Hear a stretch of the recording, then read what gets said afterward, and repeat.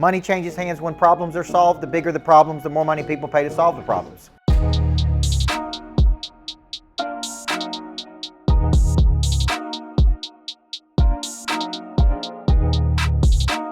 How do you know what my problems are in my life or in my business if you don't talk to me? Say that again. Okay, the money changes. The purpose of the business is to, produce a customer. See, here's what I believe. I cannot use my 31 years of experience to help another person until they commit to something. So you hear a lot in sales, closing. Well, the word close means to bring two things together. And we're really bringing our product or service together with somebody else's ambition. And we teach this a lot in our program. It's a concept I got from Sullivan, which is called total cash confidence. See, total cash confidence is not how much money you have in your bank account. It is in your knowing that I could drop you off in any city in the world, and with your skill set, as long as people have problems and ambitions and you have a skill set, there will always be a way for you to make money. Would everybody agree? Yes. Okay? So what he teaches that we teach our students is over here is your cash, and this is your knowledge, your attitude, and I'll talk about that in a second, your skills, and your habits. See, this is your KASH. Okay? Over here is another person. They have one of two things, an ambition or they have a problem.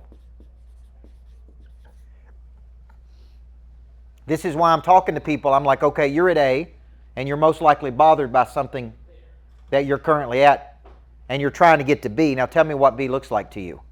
And they'll say, well, in an ideal world, B is this. And my job is to bring my 31 years of experience to your problem, to your ambition. And when you do this for other people, it produces CASH. Now, this is where most people struggle right here, though. See, you could have a good attitude. When I look at sales, many times I look at just two things, attitude and skill. Could I have a good attitude but have a wrong attitude about sales? Yes. What is an attitude about sales? What is it? It's a outbound effort. It's initiating. It's Newton's law. Objects at rest stay at rest unless acted on by an outside force. So I see a lot of salespeople who just sit and wait. Their attitude toward outbound effort is wrong. It's like nothing happens until somebody moves. Nothing happens until something is sold. Nothing happens until somebody calls somebody. So their attitude right here is not correct. Attitude is a posture of the body represented by physical state. So when a person has a bad attitude, you can almost always tell it, right? How'd you say that? Attitude is a posture of the body represented by physical state. So if you even go back to the Bible talks about, Jonathan, you're a resident Bible expert. There's a verse in the Bible talks about the how the hands hang down and the knees that wobble. It's basically saying he's got a bad attitude because the posture of the body's like this. I'm walking around like this. I got a bad attitude. Just like when your kids have a bad attitude. They roll their eyes. Posture of the body's bad. See, first thing you notice about Andy's people when they come in here is they all got an attitude of offense versus defense. They got good attitudes. They get their head up. They smile. They meet and greet you. They're excited you're here. You see where I'm going? They don't have bad attitudes. Now, how many of you think bad attitudes make for hard lives? That's what I tell my kids. Bad attitudes make for hard lives. Nobody wants to help a person with a bad attitude. Okay? Well, a lot of salespeople they're good people. That's what I was telling Brittany on the way over here. Like, we got good people, but I need them to have a killer instinct. I need them to see an opportunity and pursue an opportunity. Right? Yeah, good people also put the coffee on in the morning. Don't sell shit. See, and Brittany said to me, she said, we have good people that you leave your kids with. Yeah, I say nice guys raise. And I'm like, yeah, we'd have good people that we'd let her babysit her kids. And I said, that's not the kind of people I need. Yeah.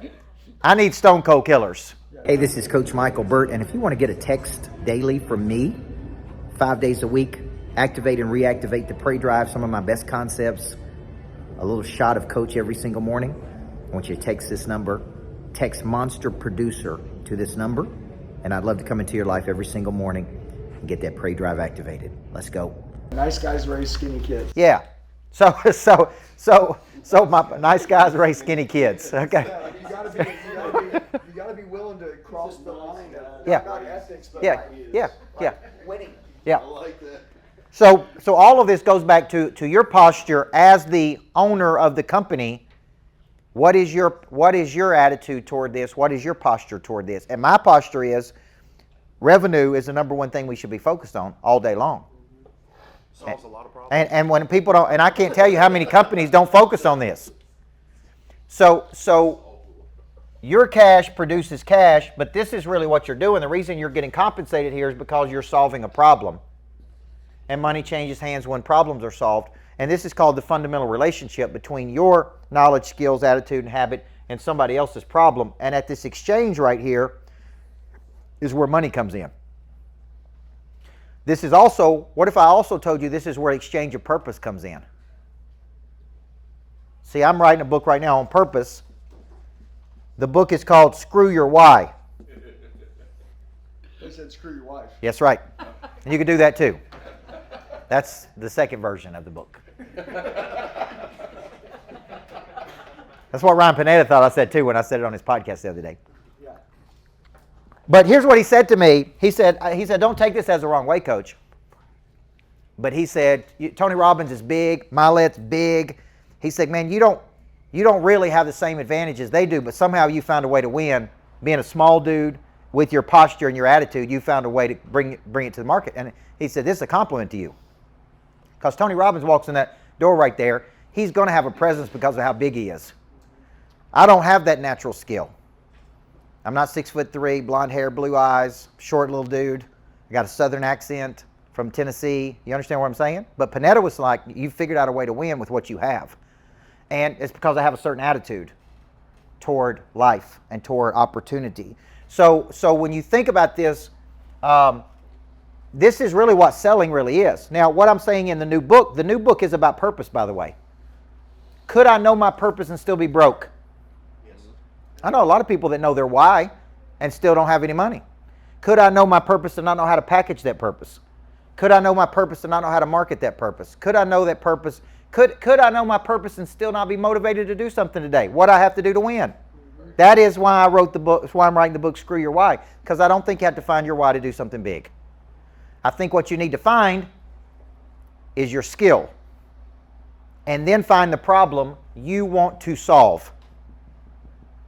Everybody see that? You find the skill, and then you find the problem. Okay? Now, let's take your dealerships. Number one sales guy you have. Okay? What skill does he have, or she? Amazing people. Okay, so let's call that the skill of connection. This is what I tell people about this guy a lot, because they see the videos, and they say, man, that dude's crazy. Right? It's crazy. I'm like, that dude is one of the most skilled people I've ever met. And he's got better connection skills than almost anybody I've ever met. Now, I don't know where you learned that from. First text he sent to me, we did not know each other. We were speaking at Miami Marlins Stadium, and he sent me a text message that said, my people love you, and if they love you, I love you. How do you think that made me feel? I even told my team, I said, man, I like this dude. Because I didn't know him personally. Well, if you study the habits of the top 1% of performers, connection is one of the habits of the top 1%. They are, like him sending that message to Keaton's wife, connection to people, okay? And I see some people and I'm like, they're not good, right? So your number one guy has got great connection skills, yes? That's a skill. That's a skill that can be acquired. But you got to understand how important it is to selling. The Macklin brothers have great connection skills. They know how to make people feel. Yeah, they connect with everybody. Yeah. Yeah, and people don't always remember the way, or what you said, but they always remember the way you made them feel, right? Those guys are so full of love and energy, and everybody they come up to, they just want you to be happy. And they remember things about you that most people won't. That's right. Yeah, usually high performance salespeople have the craziest memories. We remember all the shit that doesn't matter, but the shit that means the most. Yeah. See, what's small to you is big to them. Yeah. What's small to you is big to them. So what the Macklin brothers do, that I've seen them do, is they meet people and they follow up with them like crazy. So I'm coaching this guy named Chip who owns a tiny homes community. And he's like, man, those Macklin twins, man, they saw me. They're at the hotel. They loved on me. Now they're trying to get me to come out there to Arizona this week. Now they're trying to get me to the Closer Summit next week. He's like, man, I'm thinking about doing it. You see where I'm going? He's like, you think I should do it? I said, yeah, I do think you should do it. But my point is, here is two strangers. They meet him at the hotel in Salt Lake City, and then they follow up like crazy. And now a guy went from, I wasn't even thinking about doing it, to now I'm thinking about doing it. That's connection. Yeah. See, that's and they're really good at complimenting people. That's their attitude. Yeah, they're good at complimenting people, you know what I'm saying? And I think that's a big deal. Like a lot of people, Yep. One of the greatest things that you could ever do in your life, and Yep. one of the best feelings, Yep. is making someone feel really good. That's exactly right. And that's just by saying something nice. That's right. Like, no, you know, like if I walked up to a girl and I said, I don't want anything from you, but you're really beautiful. Yep. And then I just walked off. Yep. Dude, that would change your whole day. Yep. Like, and number one, I said, I don't want anything from you. Yep. Hey, I don't want anything from you. I just want to come over and tell you that Yep. you look beautiful. Yep. Have a good day. Dude, like, you'll never forget that. Like, and that made somebody feel really good. And that's people that make connections. That's right. They do stuff like that really good. So that, we may call that the impression of increase. People of interest give off an impression of increase. That means when you're with them, you think you can do anything. You think bigger thoughts. You want to be around them more. And that is really how to sell as well. But it's also how to attract people to your company. Because they just want to be in the ecosystem. They want to be in the environment. So let's take the Macklin twins.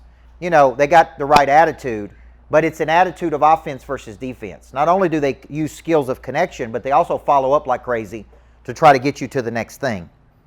And they get you excited. They give off an impression of increase. So when you think about these four things, you got to ask, what is your specific knowledge? What is the attitude and posture of your company toward people? Okay? And then we get down into a certain set of skills you have. The people who are the most skilled make the most money. Okay? Because they're solving a problem. Now, let's go back to this other situation. I always do it like this. If I ask for $1 million to coach a company, this may seem like a lot of money until what, Nick? You get it. That's right. Until I get it. Now, here until we help the company make $20 million. See, in the old days, I signed a contract with the bank. I improved their sales 43% in a one-year cycle. In those days, they paid me $150,000, and I asked the CEO of the company how much money had they made off what I put in. It's like 10 years later, and he said, all in, coach, about $20 million. And I said, what? You made $20 million off of what? And I said, you only paid me $150,000? And he said, yeah, you were cheap back in those days. But the point is, I structured this deal properly. I didn't have enough confidence in myself.